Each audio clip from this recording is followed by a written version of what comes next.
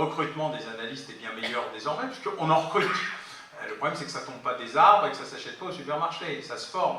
Pour les former, il faut des écoles du renseignement. Jusqu'à 2014, il n'y avait pas d'école du renseignement en France. Il y a des écoles d'espions, très efficaces, mais du renseignement, aucune.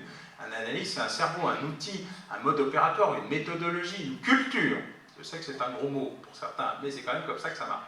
Le fait de faire rentrer la culture dans un univers qui est celui du contre-espionnage et pas celui de l'antiterrorisme, autant c'est facile à la DGSE et à la DRM parce qu'ils font ça depuis toujours, autant à la DGSI, c'est un travail de titan.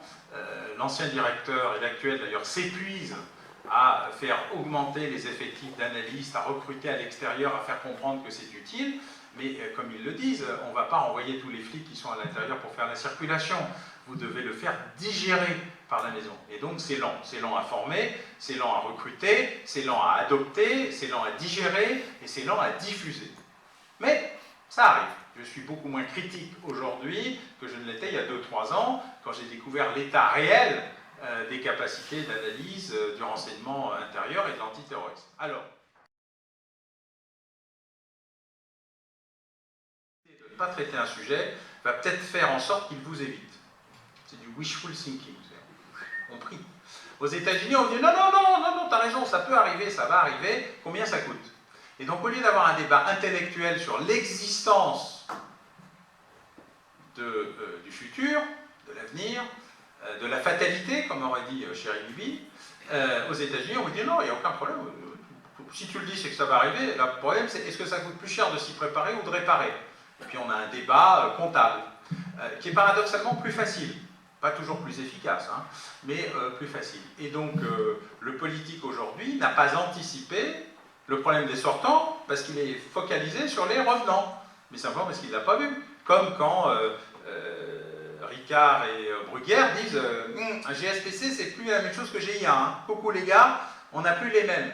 Et où tout le monde dit non, mais si, non, mais ils t'ont raconté n'importe quoi, tu verras, c'est comme d'hab. Aujourd'hui, l'hybride, par exemple, si vous savez le temps qu'il faut pour faire remonter au cerveau l'idée que désormais les criminels et les terroristes c'est la même chose, avec les mêmes process, les mêmes outils, les mêmes modes opératoires, que l'État islamique a bouleversé tout ce qui était la nature même de l'opérateur terroriste, vous seriez effaré de la quantité de salive qu'il faut pour arriver vaguement à attirer l'oreille d'un responsable des services de renseignement, tellement ils sont focalisés sur, et puis en plus, ils sont focalisés sur l'espion, et d'autant plus que les dernières activités de nos amis soviétiques disent non mais t'as vu, hein, non mais d'accord les terroristes, non mais t'as vu quand même, là, ils sont là les rouges, hein, donc on va se les reprendre, enfin les rouges, les russes, c'est un peu la même chose, hein, c'est une sorte de synonyme. Et donc c'est un des problèmes majeurs, c'est qu'on est dans le rétroviseur.